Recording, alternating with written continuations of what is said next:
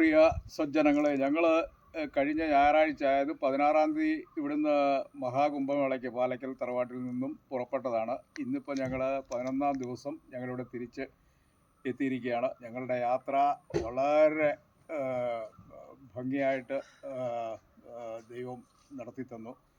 ഞങ്ങളതിനിടയ്ക്ക് പ്രയാഗിൽ സ്നാനം നടത്തി, പിന്നെ വാരണാസിയിൽ പോയി, പിന്നെ അത് കഴിഞ്ഞ് അയോധ്യയിൽ ശ്രീരാമക്ഷേത്രം കണ്ടു. ഭയങ്കര അതിശയം തന്നെയാണ്. കാരണം എല്ലായിടത്തും ഓരോ സ്ഥലങ്ങളിലും കോടാനുകൂടി ജനങ്ങളാണ്. മണിക്കൂറുകളോളം ക്യൂ നിന്ന് എല്ലാം ഭംഗിയായിട്ട് കാണാൻ സാധിച്ചു. പിന്നെ ഈ കുംഭമേളയെക്കുറിച്ച് പറഞ്ഞാൽ വലിയ അത്ഭുതമെന്ന് മാത്രമേ ഞങ്ങൾക്ക് പറയാനുള്ളൂ. കാരണം അവിടെ കൂടുന്ന അവിടെ ഉള്ള സംവിധാനങ്ങൾ, അതായത് ലോകത്തിലെ ഏറ്റവും വലിയൊരു മഹാസമ്മേളനമാണ് പ്രയാഗ്രാജിലെ മഹാകുംഭമേള എന്ന് പറയാം. അതിലും വലിയൊരു മഹാസംഭവം വേറെ ഒരിടത്തുമില്ല. അത്രയും വലിയൊരു ജനക്കൂട്ടം ഒരിടത്തുമില്ല.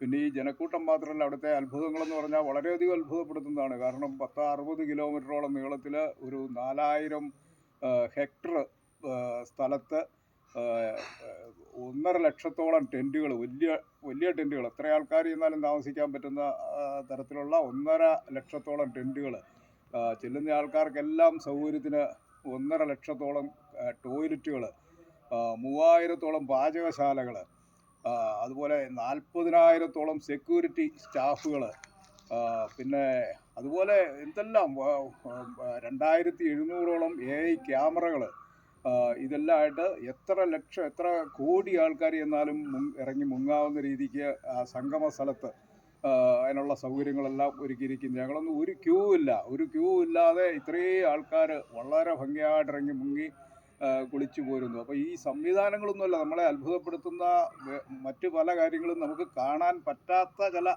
കാര്യങ്ങൾ ഇതിൻ്റെ അകത്തുനിന്ന് നമ്മൾ മനസ്സിലാക്കാറുണ്ട്. അതായത് ഇത് ശരിക്കും പറഞ്ഞാൽ ഇതിൻ്റെ ശാസ്ത്രത്തിൻ്റെ ഒരു പുരോഗതി എത്രയോ നൂറ്റാണ്ടുകൾക്ക് മുമ്പ്, അല്ലെ 1000 ആണ്ടുകൾക്ക് മുമ്പ് ഇവിടെ ഭാരതത്തിലെ ശാസ്ത്രത്തിൻ്റെ ഒരു പുരോഗതി, അതായത് ഗോളങ്ങളുടെ വിന്യാസങ്ങൾ, അതിൻ്റെ സമയം, അതിൻ്റെ നില, ഇതെല്ലാം മനസ്സിലാക്കിക്കൊണ്ടാണ് ഈ 144 വർഷം കൂടുമ്പോഴുള്ള ഈ മഹാകുംഭമേള ഇങ്ങനെ വളരെ നൂറ്റാണ്ടുകളായിട്ട് സഹസ്രാബ്ദങ്ങളായിട്ട് ഇങ്ങനെ നടന്നു പോരുന്നത്. അതായത് നമുക്ക് ചിന്തിക്കാൻ പറ്റത്തില്ല ഇതൊക്കെ എങ്ങനെ ഇത്രയും കാലം മുമ്പുള്ള സന്യാസിമാർ ഈ ഗോളങ്ങളെക്കുറിച്ചും അതിൻ്റെ നിൽപ്പിനെക്കുറിച്ചും അതിൻ്റെ അവസ്ഥകളെക്കുറിച്ചും ഒക്കെ, അതും മനുഷ്യരാശിയുമായിട്ട് അതിൻ്റെ ബന്ധങ്ങൾ, മനുഷ്യൻ്റെ ഭാവി, ഇതും ഈ ഗോളങ്ങളുമായിട്ടുള്ള ബന്ധങ്ങൾ, ഇതെല്ലാം മനസ്സിലാക്കണമെന്നുണ്ടെങ്കിൽ അപ്പം നമുക്ക് കൺക്ലൂഡ് ചെയ്യാൻ സാധിക്കുന്ന എന്താണെന്ന് വെച്ചാൽ, ഈ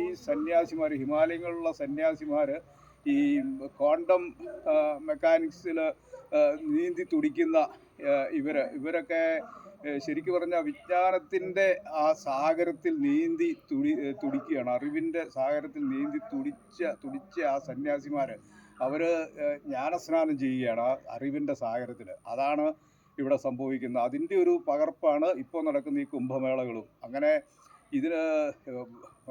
ഇതിനെക്കുറിച്ച് പലരും മോശമായിട്ട് പലരും പറയാറുണ്ടെങ്കിലും ഇതിനൊക്കെ ശാസ്ത്രീയമായിട്ടുള്ള വലിയ അടിസ്ഥാനങ്ങളുണ്ട്. അങ്ങനെയാണ്. അത് വെച്ച് നോക്കുമ്പോൾ നമ്മൾ ഒരിക്കലും ഈ നമ്മുടെ സംസ്കാരം നശിക്കാതിരിക്കുന്നതിൻ്റെയും കാരണം, അത് ഒരിക്കലും നശിക്കാമെന്നുള്ളത് നമുക്ക് തീർച്ചയായിട്ടും അറിയാവുന്നതിൻ്റെ കാര്യം ഇതാണ്. ഇത്രയും അറിവുള്ള ആൾക്കാരാൽ സൃഷ്ടിക്കപ്പെട്ട ഈ ഭാരതം, അതാണ് നമ്മുടെ അതായത് ഹിന്ദു സംസ്കാരവും പ്രകൃതിയുമായിട്ട് വളരെയധികം യോജിച്ചാണ്. ഇത് രണ്ടും ദ്വന്ദ്ഭാവം ഇല്ല, ഇതൊന്നാണ്, രണ്ടും ഒന്നാണ്. ഹിന്ദു എന്ന് പറഞ്ഞാൽ, ഹിന്ദു സംസ്കാരം എന്ന് പറഞ്ഞാൽ അത് ഒന്നാണ്, പ്രകൃതി തന്നെയാണ്. ഹിന്ദു എന്ന് പറഞ്ഞാൽ പ്രകൃതി തന്നെയാണ്. ഇതാണ് ഇതിൻ്റെ അടിസ്ഥാനം എന്ന് പറയുന്നത് നമുക്ക് മനസ്സിലാക്കിയിടത്തോളം. ഞങ്ങൾക്ക് നല്ലൊരു യാത്ര, ഞങ്ങൾക്ക് വളരെ സമാധാനമായിട്ടും ഞങ്ങൾ വളരെ സന്തോഷകരമായിട്ടും ഈ യാത്ര 11-ാം ദിവസം ഇവിടെ പൂർത്തിയാക്കുകയാണ്. ഞങ്ങൾക്ക് വേണ്ടി പ്രാർത്ഥിച്ച എല്ലാവർക്കും നന്ദി അറിയിക്കുന്നു. നമസ്കാരം.